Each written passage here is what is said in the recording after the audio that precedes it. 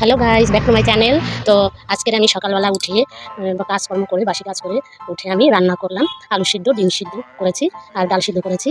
আর কালকে আমি মাছ পাতুরি করেছিলাম, ওই মাছ পাতুরিটা ছিল, তো ওটা দিয়ে আমি আমার মেয়েকে খাইয়ে দিয়ে স্কুলে পাঠিয়ে দিয়েছি। তো এখন আমি রান্না করছি, দেখো কাঁঠালের দানা দিয়ে আর আলু দিয়ে তরকারি বানাচ্ছি।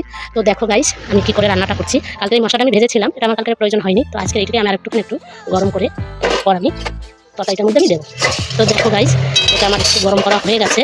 তো আমি এটাকে মশলাটা আমার অনেকটাই বেশি ভাজা হয়ে গেছে। তো গাইস দেখো এখন আমি এটাকে রান্না বসাবো। দেখো প্রথমে আমি তেল দিলাম কড়াইতে, তেল দিলাম।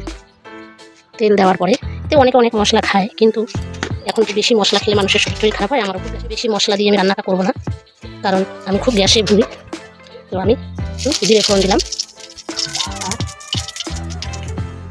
আর দিলাম। তো গাইস এখন আমি আলুটাকে দিয়ে দিলাম।